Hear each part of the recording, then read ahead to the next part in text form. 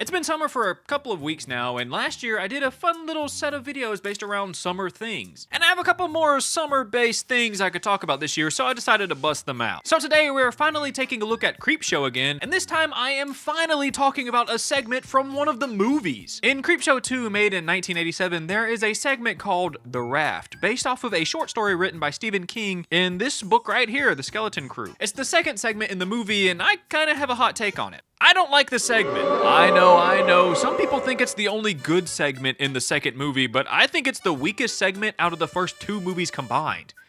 I'm not counting the third one, for obvious reasons. I don't even see why people think it's the best segment in the movie when the movie starts with Old Chief Woodenhead. I think it's a solid revenge story, and it made a pretty iconic character for the Creepshow series. He even shows up in the 2019 series in the episode House of the Head, which I did not notice at the time, but a lot of comments told me that. And even the other segment, The Hitchhiker, isn't the best segment in the world, but at least it's funny, and it has some suspense and some pretty intense moments hidden in there. But this segment to me feels like it just lacks in a lot of ways. I don't think it's interesting, I don't think it's funny, and it almost put me to sleep the first time I watched this movie. But before I start just completely shitting on the segment, let's watch it and break it down first, so you guys have a better understanding on why I dislike it, and so I can also compare it to the short story in The Skeleton Crew. So, let's quit yapping and get into it. We start this segment by being introduced to it by the Creep.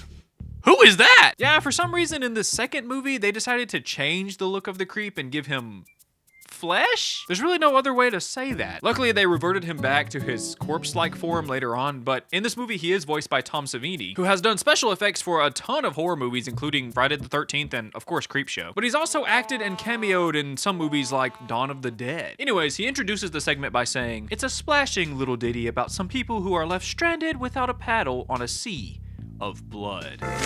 This bubbly bonbon is titled The Raft. Then we zoom out of the comics and meet the characters as they recklessly drive through the mountains smoking weed. The dude driving is Deke, and he is the jock trope in every way you can think of. I mean, he drives a yellow Camaro, he is loud, abrasive, and does some questionable things from time to time. Not to mention he's pretty annoying. Yeah, he's pretty annoying. The blonde guy in the back is Randy, and he's really the main character of the segment. In the story, we actually follow his perspective. He's just a dorky guy who's in pre-med, and him and Deke are roommates and best friends, and that's pretty much all the personality he has. The girl up front is named Laverne, and she's the bimbo of the segment. And both of the guys like her and really want her, and she seems to know this, and she kind of uses it to her advantage sometimes throughout the segment. Finally, the last girl is Rachel. She's the quiet and reserved type, and I think she's also in pre-med with Randy, but I'm not too sure. She also has a crush on Deke because big muscles or something, I don't really know. So they're on their way to this place called Cascade Beach to swim, even though it's October. What? Do they not know how incredibly cold the water is going to be? Randy told the group that he was on a geology field trip the week before, and he saw that they still had a raft out in the middle of the lake. So they're gonna go have fun swimming in a lake by themselves before winter hits. I don't know, you might as well just wait until winter. The water's gonna be freezing either way. They drift their way onto the beach, and Deke wastes no time ripping his clothes off and jumping into the water. Jesus! Easy, Cisco! That water's 45 degrees! Your heart could stop! You think? You're swimming in October, bro. Okay, I'm done complaining about that for now. If you watch this segment on your own, you might notice that Deke and Randy call each other Cisco and Poncho. This is a reference to an old show called The Cisco Kid, where Cisco and Poncho were best friends in the show. And you can actually see this show on the TV in the store in the previous segment, Old Chief Woodenhead. Also, you'll see Laverne wearing a Horlicks University shirt. It's a college that shows up a few times in Stephen King's work, but it's also the university that the segment The Crate is set in, so that's pretty cool. Randy knows that he can't be one-upped by Deke in front of these pretty girls, so he quickly joins him in the water and unconvincingly tells the girls the water is nice and warm. But when he turns around, he has a fear that his balls are gonna turn into ice cubes. Balls are gonna turn into ice cubes. He literally said that. That's crazy. The girls aren't as dumb as the guys, and they actually somewhat acknowledge how crazy it is to swim in a lake in October, but then they hop in the lake anyways. And Rachel gets in with her clothes on.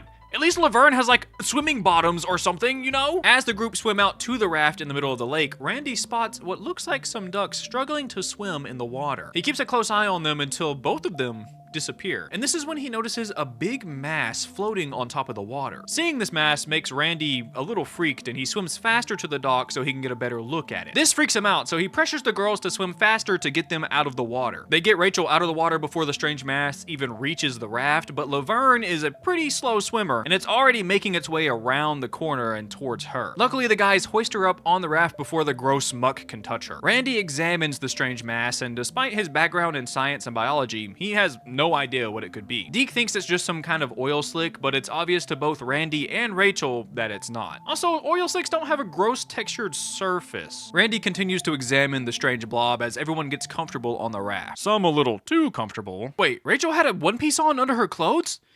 Then why did she jump in the lake with her clothes on? I'm so confused. This segment stresses me out. After a minute of debating on what it is, Deke still thinks it's just an oil slick and asks Randy if he's ever even seen an oil slick. And Rachel answers for Randy and tells him that they saw one about a year ago together, and this mass in the water doesn't look anything like it did then. Randy claims that the oil spill that they saw was chaotic and random, and it looked like it happened on accident. This thing doesn't look like an accident. It looks like it's on purpose. Now Rachel is concerned about the mysterious blob in the water, but Deke couldn't care less. No matter how hard I try, I just can't get worried about it. She's so concerned that she gets down on her knees and stares deeply into the muck as if she's in a trance by it. Then she reaches down and tries to touch the blob, and just before Randy can warn her, the thing wraps itself around Rachel and pulls her into the water. And after a moment of silence, she reaches out of the gross blob, begging for help as her skin melts away in front of everyone. Now that their friend is dead, Deke starts to worry about the floating monster. Maybe you should listen to your friends next time, bud. He tries to get Randy to tell him what it is because, you know,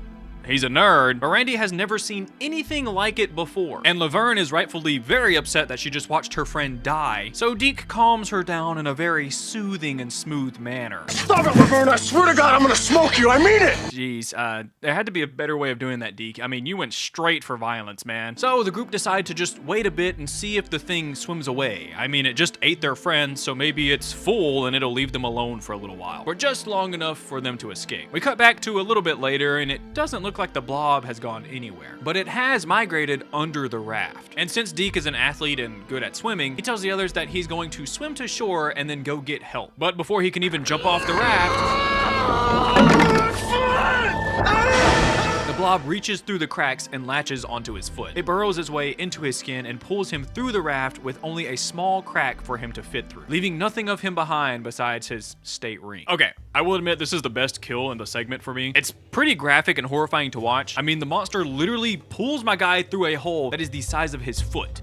That's pretty insane. And then the story, it's a whole lot more graphic, but I'll talk about that here in a second. Seeing this absolutely freaks Laverne out, and she jumps into Randy's arms, screaming and begging him not to let her touch the ground, because if she does, the lake blob will take her down. Yeah, but what if the lake blob takes Randy down? Are you just gonna go down with him? I see no escape for this right now. Luckily, Randy finds out that the blob can't reach them if they stand in the middle of the boards. Randy tries to tell this to Laverne and set her down, but she's just too scared. But he's also not as strong as Deke, so he can't hold her for much longer, so he helps her calm down and he gently sets her down on the planks. We cut to a few hours later and it's starting to get dark. The two take turns watching the blob and making sure it doesn't get too close to them, and they also keep an eye out for any lights just in case anybody comes by they can ask for help. But as for right now, their plan is to just wait it out and maybe it'll go away. Sounds like a great plan. I'm sure the blob will just like take a flight to Hawaii or something. The next morning, the two fell asleep cuddled together for warmth. Randy wakes up and sees the blob is still right beside the raft, so he decides to just keep a close eye on it and let Laverne get some rest. But then this horny prick decides he would rather lift her shirt up and take a peek at her naked body. Where the hell did this come from? I mean, what can you expect from a guy who denies the Epstein list, right? Topical! Like, bro legit a girl while she's asleep for no reason. And because he can't stop gooning to her, the monster sneaks up and grabs onto her face. The blob slowly takes over her body and pulls her headfirst into the water. And the next time she emerges, she's nothing but a skeleton. Randy takes this time to try and escape the monster. He jumps in the water and swims for his life back to shore, with the blob closing in on him very quickly. Luckily, he makes it to the shore successfully, but that doesn't mean it's over. Okay, now it's over. And we end the segment off with the blob dragging Randy's body back out as the camera pans over to an overgrown sign that reads, "No swimming." Okay, so I find this whole segment incredibly dumb. And there is so many ways they could have avoided this whole scenario. Like, for one example, Not swimming in October. It's already cold outside and you're gonna get hypothermia and die. Fun fact, the actor who played Randy, Daniel Beer, actually did get hypothermia while filming this and almost died. He was so cold that his body turned green and you can actually see it in a few scenes. And some of the crew wanted him to continue acting through it. What the hell? Luckily, they decided to take him to the hospital before he did die and he came back to finish the segment. Man, they had like no rules back then apparently. Now, I will be nice to the segment for a second and say that I do like the concept of it. And I think the blob is actually pretty menacing after a few watches. I will admit, my first watch, I was not impressed, not in the slightest. You mean to tell me I'm supposed to be scared of a floating tarp with trash mixed in it?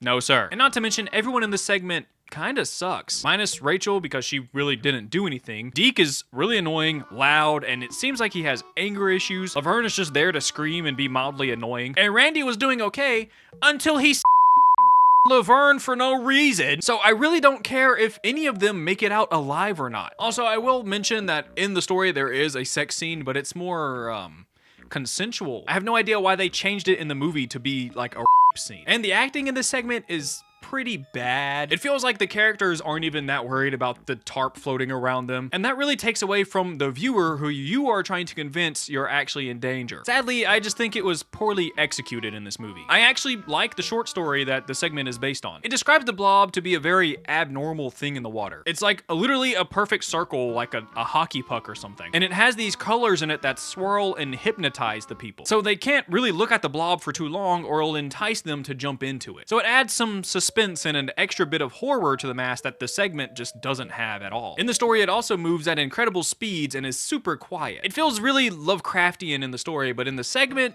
it looks and feels nothing like that. It feels like a floating pile of nuclear waste that became sentient and started eating people. And birds. I also want to mention that I really like Deke's death in the story. The segment does a pretty good job at showing how horrific it was, but the story just amps it up a lot. I mean, it describes his eyes bulging out and his skin turning purple, and it even talks about how his bones sound as the blob forces him through a tiny hole. It's pretty intense and lasts a whole lot longer than it did in the segment, but I still like his death in the segment. The story did it a little bit better and it's a bit more gruesome. I also like the way the story ends in the book more. In the segment, you saw Randy nearly escapes but gets ambushed by the blob on the shore, but in the story, Randy slowly realizes that there is no escape from the giant mass that surrounds him. Then he slowly realizes that the colorful swirls that he sees in the blob are there to entice him to come in so it doesn't hurt whenever it eats him. So is like the blob a good guy now? He's just kind of trying to survive, you know? So rather than fight the blob, he decides to just embrace it and he commits suicide. It's a much darker and honestly better ending. I don't know why they decided to change it. I do know why they decided to change it. They didn't add the swirls in the segment. I have admittedly not read much Stephen King in my life, so I really don't know how this compares to any of his other stories, but I really did like the story and I can see why they wanted to make an adaptation of it. Maybe if we get like a 4th season of the Creepshow show, they can remake the segment with better effects and CGI and stuff and hopefully fix it. I don't know. Let me know what you think about this segment in the comments below. Let me know if you absolutely love it and you think it's the best one, or if you absolutely hate it and you think it's the worst one like I do. I have a Patreon. The $5 members get bonus content plus videos a day early, maybe some pictures of my cats, a Discord server, and your name right here on screen. And YouTube members are lumped in with that. Like the video if you like the video. Thank you for watching the video all the way through. I appreciate you all, and peace.